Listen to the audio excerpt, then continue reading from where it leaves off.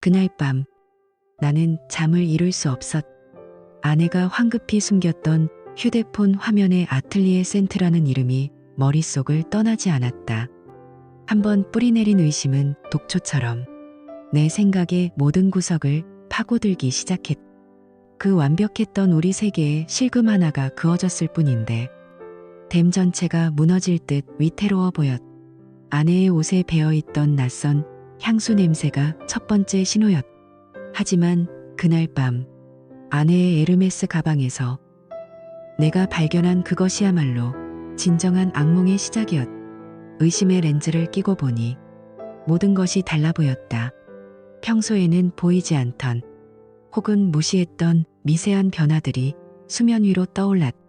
세탁 바구니에서 우연히 발견한 실크와 레이스로 된 속옷은 짙은 와인색이었. 우리가 함께한 15년 동안 한 번도 본 적 없는 색, 한 번도 본 적 없는 대담함이었. 옷장 깊숙한 곳에는 몸의 곡선을 적나라하게 드러내는 내가 사준 적 없는 명품, 브랜드의 드레스들이 유령처럼 걸려 있었. 그리고 무엇보다 나를 괴롭혔던 것은 그녀의 향기였. 아내가 늘 쓰던 은은한 제스민 향이 아니었. 관능적이고 어딘가 퇴폐적이기까지 한 무거운 머스크 향이 그녀의 목덜미와 손목에서 피어올랐. 그 향기는 단순한 향수가 아니었. 그것은 선언이었다. 나는 더 이상 당신이 알던 그 여자가 아니야라는 은밀하고도 도발적인 선언. 마치 다른 사람이 되기로 작정한 것처럼 최민서는 자신을 지우고 새로운 여자를 그려내고 있었. 내가 너무 무심했던 걸까? 아니면 이 모든 것이 나를 향한 어떤 메시지인가? 제발 아니기를. 나는 매일 밤 기도했다. 오늘 뭐 했어? 내가 물으면 그녀는 늘 그랬듯 완벽한 미소로 답했다. 친구랑 백화점 갔다가 커피 마셨어. 하지만 그녀의 손엔 쇼핑백 하나 들려있지 않았. 나는 더 이상 묻지 않았. 그녀의 입에서 나올 또 다른 거짓말을 듣는 것이 두려웠. 우리의 대화는 얇은 얼음판 위를 걷는 것처럼 위태로웠. 그러던 어느 날 회사 식당에서 결정적인 한 방이 날아왔. 시끄러운 식당의 소음 속에서 평소 가깝게 지내던 김 부장님이 점심을 먹다 말고 무심하게 말을 던졌. 어이, 박재훈 씨, 어제 압구정에서 자네 와이프 봤네. 와, 어찌나 멋지게 하고 다녔는지 몰라. 혼자 있던데 장 보러 나온 사람 같진 않더라고. 순간 숟가락을 든 손이 허공에서 굳었. 입안에서 모래를 씹는 것 같았다. 김 부장님의 말 한마디가 내 모든 감각을 마비시켰. 압구정. 아내는 어제 동네 마트에 다녀온다고 했. 심장이 쿵 하고 바닥으로 떨어지는 소리가 들리는 듯했. 거짓말이었다. 명백한 거짓말. 나는 애써 웃으며 대답했다. 잘못 보셨겠죠. 부장님, 제 아내가 압구정은 무슨. 김 부장님은 그저 어깨를 으쓱하며 말했. 글쎄, 너무 똑같던데. 그 무심한 한마디가 내 마지막 방어벽을 무너뜨렸다. 김 부장님의 목격담은 내 의심이 단순한 망상이 아님을 확인시켜주는 망치질과도 같았다. 그날 밤 나는 결심했. 아내 최민서가 욕실에서 물소리를 내며 하루의 피로를 씻어내는 동안 나는 거실 소파에 놓인 그녀의 가방으로 다가갔. 내 안에 두 자아가 싸우고 있었다. 15년간 그녀를 믿어온 남편과 배신의 증거를 찾으려는 한 마리의 굶주린 늑대. 심장이 미친 듯이 뛰었다. 15년 결혼 생활 동안 단 한 번도 해본 적 없는 짓이었다. 아내의 사적인 공간을 침범한다는 죄책감과 무언가를 발견할지도 모른다는 공포가 심장을 옥죄었다. 하지만 알아야 했. 이 지옥 같은 의심을 끝내든 아니면 최악의 진실을 마주하든 더는 이렇게 살 수 없었. 떨리는 손으로 가방을 열었다.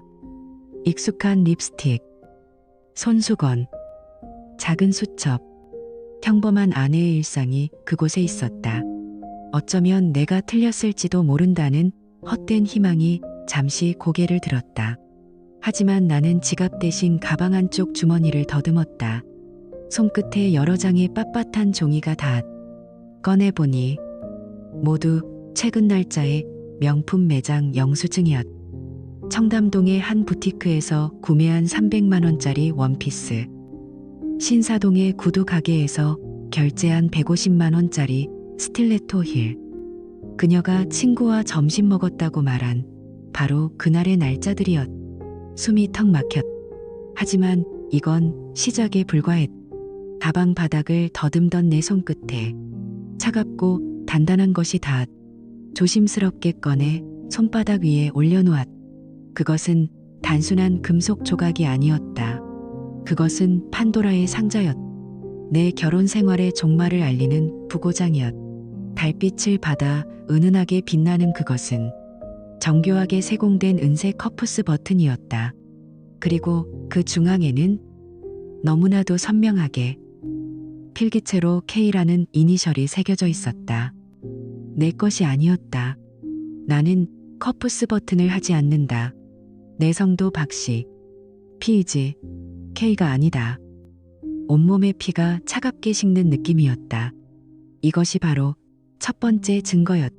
아내의 거짓말, 그녀의 비밀스러운 외출, 그리고 낯선 남자의 흔적. 모든 조각이 이 작은 금속 물체 하나로 맞춰지고 있었다.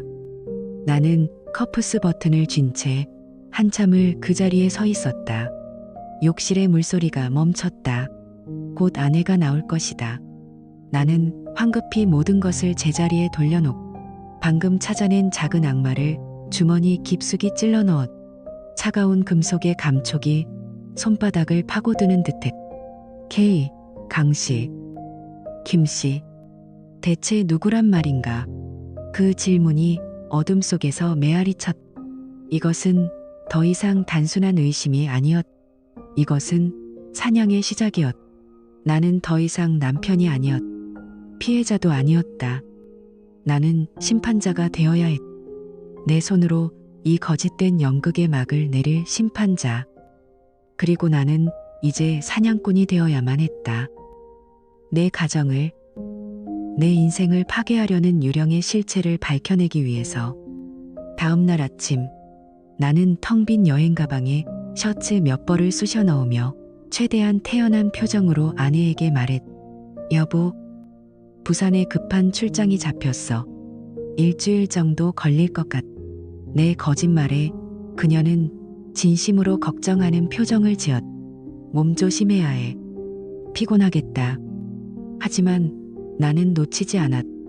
그 걱정스러운 눈빛, 깊은 곳에서 스쳐 지나가는 아주 찰나의 안도감을. 그땐 그저 먼 길을 떠나는 남편을 걱정하는 마음이라 해서 믿고 싶었다.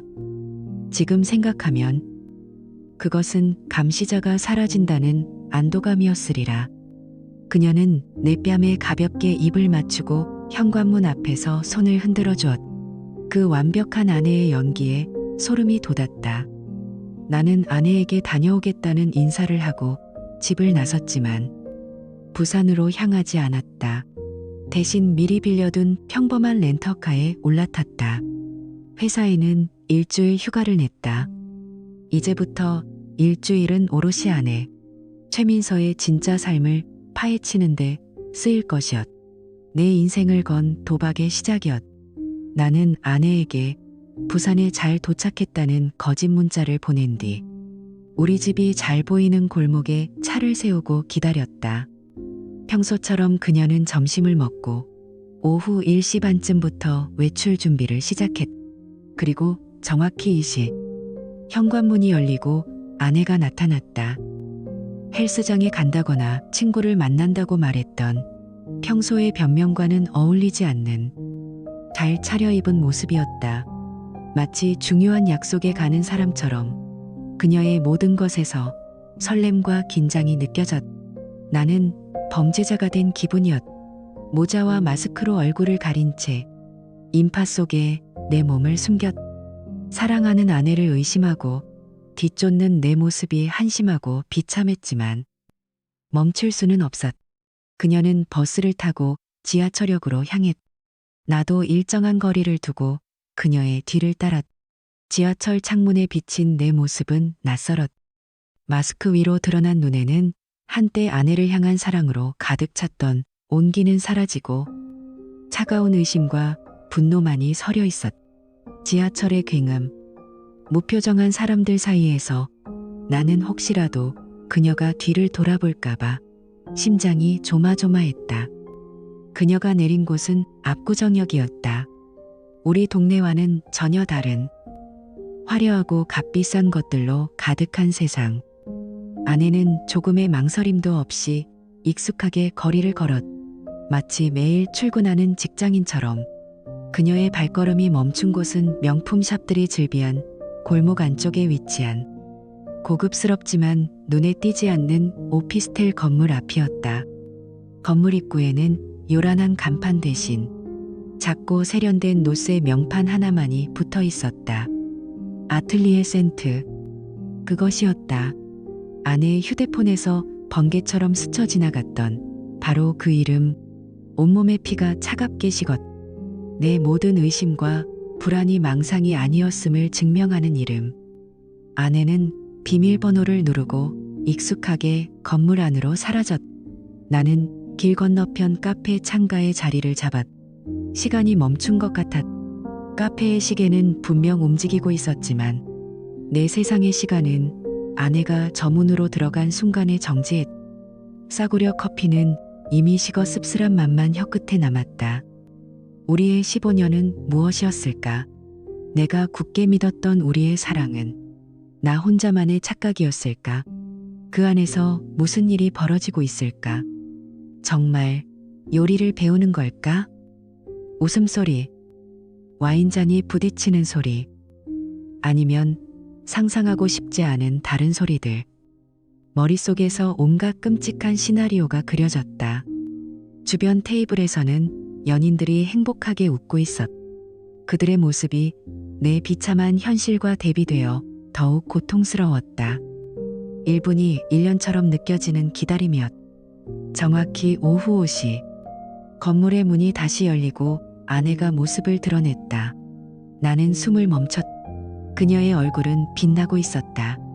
내가 아주 오랫동안 보지 못했던 순수하고 완전한 행복감에 젖은 미소였다.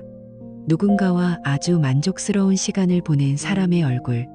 그녀는 쇼윈도에 비친 자신의 모습을 잠시 바라보며 머리카락을 쓸어 넘겼. 그 사소한 몸짓 하나하나에 자신감과 만족감이 넘쳐 흘렀다.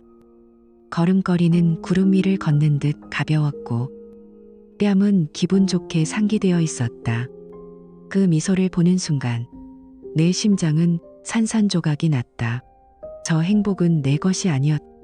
저토록 환하게 웃는 아내의 모습은 나에겐 너무나도 낯설었다. 내가 주지 못한 행복을 그녀는 다른 곳에서 다른 누군가에게서 얻고 있었. 고통이 칼날처럼 가슴을 후벼 팠다. 저 여자는 내가 아는 내 아내가 아니었다. 나는 텅 빈 차 안에서 혼자 중얼거렸다. 아틀리에, 센트, 배신의 향기. 나는 운전대를 부서져라 쥐었. 손마디가 하얗게 될 때까지. 그녀가 늘 쓰던 제스민 향기는 이제 기억나지 않았. 내 머릿속은 오직 역겨운 머스크 향과 거짓의 냄새로 가득 찼다. 내일 저 문 안에서 무슨 일이 벌어지는지 반드시 알아내고 말겠어. 이제 단순한 미행은 끝났다. 다음 단계로 넘어가야 했. 저 비밀스러운 공간의 실체를 내 두 눈으로 확인해야만 했. 구글은 내게 첫 번째 단서를 던져주었. 아틀리에 센트를 검색하자 아주 세련되게 만들어진 공식 웹사이트가 나타났. 미니멀하지만 고급스러운 디자인, 감성적인 배경음악, 그리고 전문가의 손길이 느껴지는 음식 사진들. 그곳은 스스로를 소수만을 위한 프라이빗 미식 예술 공간이라 소개하고 있었다. 최고급 식재료로 펼쳐지는 예술, 와인 페어링, 그리고 1대1 맞춤 클래스. 모든 것이 너무나 완벽해서 오히려 비현실적이었다. 그리고 그 중심에는 셰프 강태호가 있었다. 나는 그의 이름을 마우스로 클릭했다. 화면에 나타난 프로필 사진 속 그는 30대 중반으로 웬만한 배우보다 잘생긴 얼굴로 부드럽게 미소 짓고 있었다. 유명 호텔 수석 셰프 출신. 해외 유학파라는 화려한 경력은 그를 더욱 빛나게 만들었다. 그는 자신의 요리 철학에 대해 열정적으로 써내려갔지만 내 눈에 들어온 것은 그의 경력이 아니었다. 1대1 개인 수업료, 한 번에 수십만 원에 달하는 우리 가정의 일주일치 식비와 맞먹는 엄청난 금액이었다. 이건 단순한 취미가 아니었다. 이것은 투자였다. 무엇을 위한 투자였을까? 행복, 아니면 다른 무언가를 위한 위장. 아내가 이런 거금을 나 몰래 쓰고 있었다는 말인가? 단지 요리를 배우기 위해서 심장이 다시 불길하게 뛰기 시작했다. 나는 포기하지 않았다. 강태호 후기. 아틀리에 센트 비밀. 강태호 여자관계. 압구정 쿠킹 클래스 논란. 밤이 깊어질수록 내 검색어는 더욱 노골적이고 절박해졌다. 그리고 몇 시간의 집요한 검색 끝에 한 낡은 포럼의 댓글 구석에서 나는 그것을 발견했다. 마치 썩은 나무 밑동에서 독버섯을 발견한 기분이었다. 불길했지만 클릭하지 않을 수 없었다. 비밀 블로그로 연결되는 희미한 링크 하나를 클릭하는 순간 판도라의 상자가 열렸다. 블로그의 제목은 진심의 순간들이었다. 허수음이 나왔다. 대부분의 게시물은 비밀글로 잠겨 있었지만 몇 개의 오래된 전체 공개 게시물이 남아있었다. 처음에는 다른 수강생들과 함께 찍은 평범한 단체 사진들이 보였다. 어쩌면 정말 그냥 비싼 요리 수업일지도 모른다는 헛된 희망이 아주 잠시, 정말 아주 잠시 고개를 들었다. 하지만 스크롤을 내리자 나는 얼어붙었다. 민서님과의 즐거운 시간이라는 제목의 앨범. 내 안에 최민서의 얼굴이 화면 가득 나타났다. 이건 요리 수업 사진이 아니었다. 한 사진 속에서 강태호의 손이 채소를 써는 민서의 허리를 감싸고 있었다. 요리를 가르치는 것 이상의 불필요하고 노골적인 스킨십이었다. 다른 사진에서는 두 사람이 와인잔을 부딪히며 서로를 바라보고 있었다. 와인잔을 든 민서의 손 위로 강태호의 손이 포개져 있었다.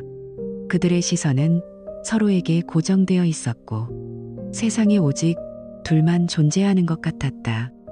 그 사진 밑에는 세상에서 가장 아름다운 수강생과 함께 라는 낯간지러운 문구가 적혀 있었다. 역겨움의 구역질이 났다. 두 사람의 표정은 너무나 자연스럽고 편안해 보였다. 처음 만난 사이가 아니라 아주 오랜 연인처럼. 나는 마우스를 쥔 손이 덜덜 떨리는 것을 느꼈다. 그리고 마침내 마지막 사진. 두 사람이 얼굴을 맞대고 찍은 다정한 셀카였다. 내 아내 민서는 세상을 다 가진 듯 행복하게 웃고 있었다. 그리고 그 옆에서 강태호 역시 환하게 웃고 있었다.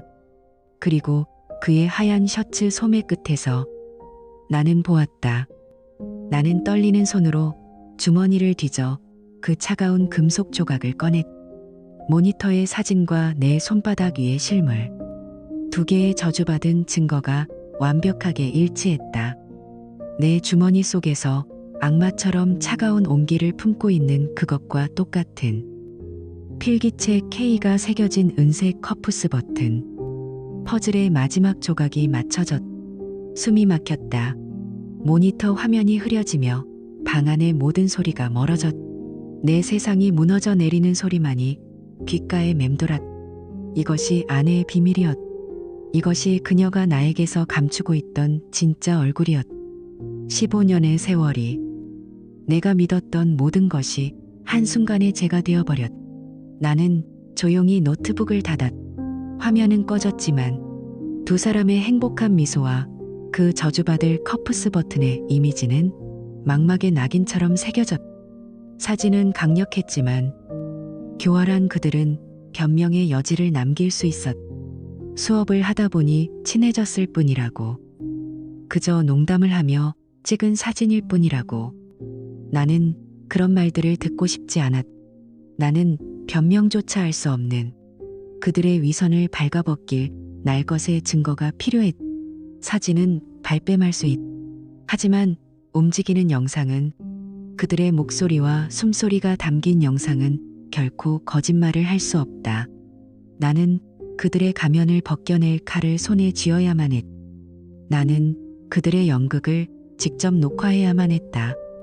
나는 삐걱거리는 철제 계단을 밟으며 조심스럽게 3층으로 올라갔다. 어제 확인해둔 주방 쪽으로 난 작은 창문. 다행히 오늘도 살짝 열려 있었다. 심장이 목구멍까지 차오르는 것 같았다. 나는 블라인드 틈새로 조심스럽게 안을 들여다보았다. 나는 내 인생의 관객이 되어버렸다. 내 아내가 주연인 역겨운 치정극의 VVIP석에 앉은 관객. 3층 창문 너머로. 나는 요리 수업을 보지 않았다. 나는 내 아내가 다른 남자의 무릎에 앉아 있는 것을 보았다. 그리고 내 손안의 휴대폰은 그 모든 것을 기록하고 있었다. 블라인드 틈새로 보이는 풍경은 조각나 있었다. 와인잔, 남자의 손, 아내의 어깨선, 그리고 마침내 내 지옥의 전체 모습이 드러났다. 주방에는 불이 꺼져 있었고 요리하는 소리나 냄새는 전혀 나지 않았다. 대신 감미로운 재즈 음악이 흐르고 있었고 테이블 위에는 핏물처럼 붉은 와인병과 2개의 잔이 놓여 있었다.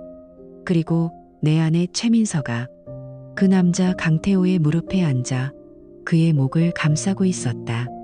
그녀는 내가 한 번도 들어본 적 없는 교태 섞인 목소리로 그의 귓가에 속삭였고 강태호는 그런 아내의 허리를 감싸 안고 목에 입을 맞추고 있었다. 세상이 멈췄다. 숨을 쉴 수 없었다. 15년간 내 옆에서 잠들던 내 아내가, 매일 아침 내 셔츠를 다려주던 내 아내가 지금 내 눈앞에서 다른 남자의 무릎에 앉아 있었다. 나는 떨리는 손으로 휴대폰을 들었다. 분노와 배신감에 몸이 경련을 일으켰지만 나는 필사적으로 녹화 버튼을 눌렀다. 흔들리는 화면 속으로 그들의 길고 깊은 키스 장면, 서로를 향한 익숙한 애무, 그리고 강태호를 바라보는 아내의 사랑스러운 눈빛이 고스란히 담겼다. 그 눈빛은 한때 나를 향했던 것이기에 더욱 비참했다. 그녀는 그 남자 앞에서 내가 지난 몇 년간 보지 못했던 가장 행복한 웃음을 짓고 있었다. 몇 분이 몇 시간처럼 느껴졌다. 충분한 증거를 확보한 나는 소리 없이 그 자리를 떠났다. 차로 돌아오는 내내 다리가 풀려 몇 번이나 주저앉을 뻔했다. 그날 저녁 나는 평소보다 조금 일찍 집에 돌아왔다. 아내는 아직 돌아오지 않았다. 나는 식탁 중앙에 작은 USB 하나를 올려두었다. 그리고 그 옆에 메모지 한 장을 놓았다. 나는 그녀를 무너뜨리고 싶었다. 단순한 불륜녀가 아니라 그녀가 평생을 공들여 쌓아온 착한 딸이라는 허상까지 모두 박살내고 싶었다. 그래서 나는 그녀의 가장 큰 자랑이자 가장 아픈 아킬레스건을 건드렸다. 거기에는 단 한 문장만이 적혀 있었다. 이 영상 아버님께 먼저 보여드리는 게 예의일까? 안드루스? 나는 서재로 들어가 문을 잠갔다. 그리고 기다렸다. 책상 위에 우리 결혼 사진이 나를 비웃는 것 같았다. 집안의 모든 소리가 사라진 침묵이 나를 짓눌렀다. 얼마 지나지 않아 현관문 도어록 해제음이 들리고 아내의 명랑한 목소리가 들렸다. 다녀왔어. 당신 아직 안 왔나? 거실을 서성이는 발소리. 그리고 잠시 후 모든 소리가 멎었다. 얼음 같은 정적이 집안을 감쌌다. 나는 숨을 죽인 채 귀를 기울였다. 딸깍. 노트북에 USB가 꽂히는 소리가 들렸다. 그리고 마침내 거실에서 희미하게 영상 속에서 흘러나오던 재즈 음악 소리와 두 남녀의 웃음소리가 들렸다. 아내 자신의 웃음소리, 잠시 후 숨막히는 소리, 그리고 정적을 찢는 짐승 같은 절규가 터져나왔다. 아, 안 돼. 곧이어 무언가 바닥에 쓰러지는 소리와 함께 격렬한 울음소리가 들려왔다. 잠시 후 서재문으로 다가오는 다급한 발소리. 쾅, 쾅, 쾅. 아내가 문을 미친 듯이 두드리기 시작했. 여보, 지훈 씨, 제발 문 좀 열어봐. 오해야. 제발. 그녀는 목이 쉰 목소리로 울부짖었. 온갖 변명과 거짓말이 뒤섞인 채였. 한 번만, 제발.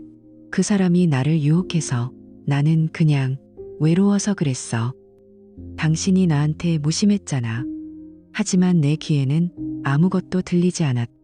그녀의 모든 변명은 내 귀에 닿기 전에 공기 중에서 바스러졌다.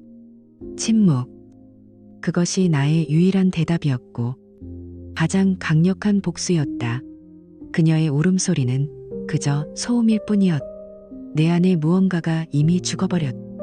신뢰, 사랑, 그리고 15년의 세월. 모든 것이 저 USB 영상 하나로 제가 되어버렸. 나는 문에 기대어 울부짖는 아내의 소리를 배경음악처럼 들으며 휴대폰을 들었다. 저장된 번호 목록에서 김 장법률 사무소를 찾아 통화 버튼을 눌렀다. 변호사님, 박지훈입니다. 상담할 일이 있습니다. 내 전화 한 통으로 전쟁은 시작되었. 더 이상 감정적인 남편 박지훈은 없었다. 오직 냉정한 원고만이 존재할 뿐이었다. 내 변호사는 USB에 담긴 영상을 확인하고는 짧게 혀를 찼다. 박 선생님, 이건 전쟁이 아닙니다. 일방적인 학살이죠. 그의 말처럼 소송 과정에서 그들은 아무런 저항도 하지 못했. 영상은 완벽한 결정타였다. 그들의 목소리, 웃음소리, 은밀한 스킨십까지 법정에서 그 어떤 변명도 통하지 않을 것이었. 사람들은 그를 쿠킹 지골로라 불렀. 내 아내 최민서는 모든 것을 잃었. 하지만 가장 달콤한 복수는 내가 전혀 예상치 못한 한 통의 문자 메시지에서 찾아왔. 소송은 일사천리로 진행되었다. 내가 제출한 영상 증거 앞에서 최민서와 강태호는 아무런 말도 하지 못했. 그들은 법정에서 고개를 숙인 채 자신들의 추악한 연극이 만천하에 드러나는 것을 지켜봐야만 했. 하지만 진짜 심판은 법정 밖에서 시작되었. 어떻게 유출되었는지는 모른다. 아마도 소송 관계자 중 누군가의 입에서 시작되었을 것이다. 압구정 쿠킹 클래스 불륜 사건이라는 자극적인 제목으로 내 이야기는 유명 온라인 커뮤니티에 퍼져나갔. 그리고 강태호에게는 쿠킹 지골로라는 조롱 섞인 별명이 붙었다. 요리를 미끼로 외로운 유부녀들을 유혹하는 제비족. 그 별명은 인터넷을 타고 순식간에 퍼져나갔고 그의 얼굴은 온갖 밈과 조롱의 대상이 되었다. 오늘 아틀리에 센트가 라는 말은 너 바람 피우러 가냐 는 뜻의 유행어가 될 정도였다. 그의 아틀리에 센트 웹사이트는 악성 댓글로 도배되었고 곧 폐쇄되었. 그의 비밀 블로그는 누군가에 의해 해킹당해 모든 사진이 공개되었다. 사회적 매장이었다. 심지어 강태호에게 당한 여자들 모임 같은 온라인 카페까지 생겨났다. 그곳에는 비슷한 수법에 넘어간 여성들의 익명 증언이 쏟아졌다. 강태호에게 개인 수업을 받았던 다른 여성들의 남편들도 움직이기 시작했다는 소문이 들려왔. 결국 그는 건물에서 쫓겨나듯 나와 모든 것을 정리하고 고향인 부산으로 도망치듯 내려갔다. 화려했던 강남의 셰프는 그렇게 끝났. 최민서의 삶 역시 송두리째 무너졌. 그녀가 속해 있던 상류층의 좁은 사교계에서 그녀의 분류는 최고의 가십거리였다. 친구들은 그녀의 전화를 피했고 모임에서 그녀를 배제했다. 그녀가 자주 가던 백화점 명품관 매니저조차 그녀를 못 본 척 외면했다는 소식을 전해 들었다. 무엇보다 그녀를 힘들게 한 것은 가족의 외면이었다. 특히 딸의 성공을 평생의 자랑으로 여기셨던 장인어른은 길길이 날뛰며 그녀를 없는 딸 취급하셨다. 그녀의 아버지는 자신의 딸에게 내 눈에 띄는 날이 내 재산날인 줄 알아라는 저주를 퍼부었다고 했다. 그녀가 그토록 중요하게 여겼던 모든 것들이 신기루처럼 사라졌다. 친구, 가족, 그리고 안락한 삶. 이혼 소송이 막바지에 이르렀을 때 예상치 못한 변수가 생겼다. 내 변호사가 강태호의 통신 기록을 증거로 제출하는 과정에서 또 다른 VIP 고객을 발견한 것이다. 그리고 그 고객은 놀랍게도 우리 회사 회장님의 사모님이었다. 순간 눈앞이 캄캄해졌다. 내 이혼 소송이 내 회사 생활에 불똥을 튀게 할 수도 있는 상황이었다. 며칠 뒤 회장님이 나를 개인적으로 호출했다. 무거운 침묵 속에서 나는 모든 것을 각오했다. 하지만 회장님은 뜻밖의 말을 꺼냈다. 박 팀장, 힘들었겠군. 자네 심정, 내가 왜 모르겠나. 그는 씁쓸하게 웃으며 말을 이었다. 그 인간, 내 집사람에게는 그림을 가르쳐 준다고 접근했더군. 세상에 사기꾼들은 많지만 저렇게 감성을 파고드는 놈들이 제일 악질이야. 그의 지친 눈빛 속에서 나는 동병상련의 감정을 읽었다. 나의 복수는 나도 모르는 사이에 회장님에게도 진실을 알려준 셈이었다. 그날 이후 회장님은 내게 어떤 불이익도 주지 않았다. 오히려 보이지 않는 곳에서 나를 지지해 주었다. 세상은 참 아이러니했다. 결국 법원은 내 손을 들어주었다. 나는 위자료는 물론 공동명의였던 아파트와 재산의 대부분을 가져올 수 있었다. 법적인 절차가 모두 끝나고 나는 텅 빈 집에서 아내의 물건들을 정리했다. 그녀의 옷, 화장품, 그리고 값비싼 가방들. 한때는 우리의 행복의 증거라고 믿었던 것들이었지만 이제는 모두 거짓의 잔해일 뿐이었다. 모든 것을 버리고 나니 이상하게도 마음이 후련했다. 그리고 모든 것이 끝났다고 생각했던 바로 그날 저녁. 낯선 번호로 문자 메시지 한 통이 도착했다. 고마워요. 당신 덕분에 저도 자유로워졌어요. Look. 나는 그 문자의 발신인이 누구인지 직감할 수 있었다. 회장님의 아내였다. 나의 개인적인 복수와 정의 구현이 나도 모르는 사이에 또 다른 한 사람을 거짓된 삶에서 해방시킨 것이다. 그것은 통쾌한 복수가 아니었다. 그것은 모든 것이 무너진 자리에 남은 서글프고도 기묘한 형태의 구원이었다. 나는 그 문자를 지웠다. 씁쓸하지만 어딘가 후련한 미소가 입가에 번졌다. 길고 지독했던 전쟁이 끝났다. 이제는 잿더미 위에서 다시 시작할 시간이었다. 이전의 삶이 완벽한 연극이었다면 지금의 삶은 솔직한 현실이었다. 더 이상 누군가의 기분을 살필 필요도 보이지 않는 거짓과 싸울 필요도 없었다. 나는 비로소 온전히 나 자신을 위한 시간을 갖기 시작했다. 결혼 후 잊고 지냈던 것들을 하나씩 다시 시작했다.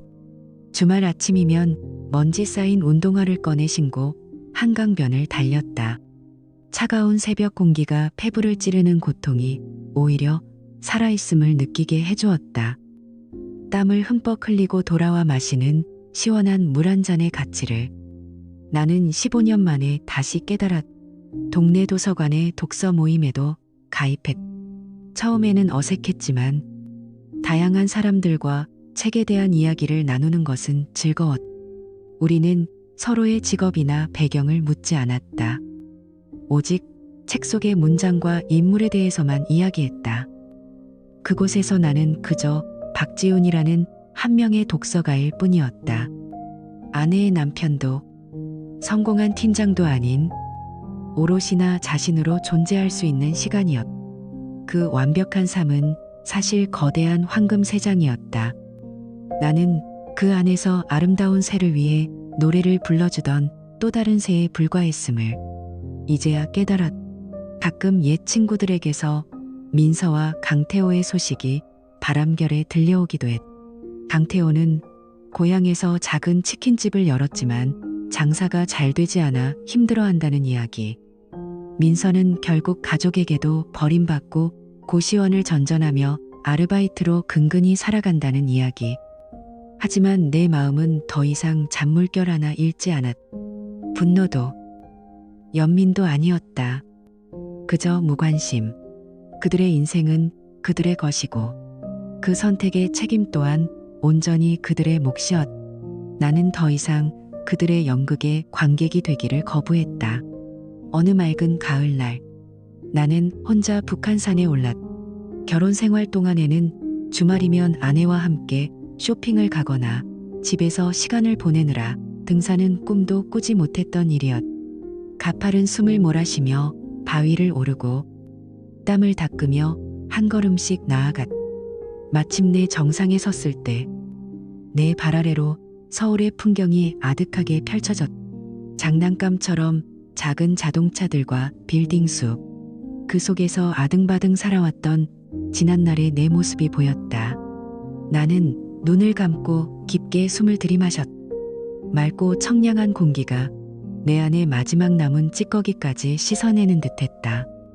배신의 역겨운 냄새도 분노의 뜨거운 화기도 이제는 없었다.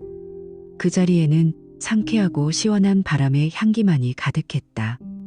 이것이 나의 새로운 삶의 향기였다. 사람들은 사랑에 달콤한 향기가 있다고들 한다. 어쩌면 그럴지도 모른다. 하지만 지금의 나에게는 이 자유의 향기야말로 세상 가장 귀한 것이다.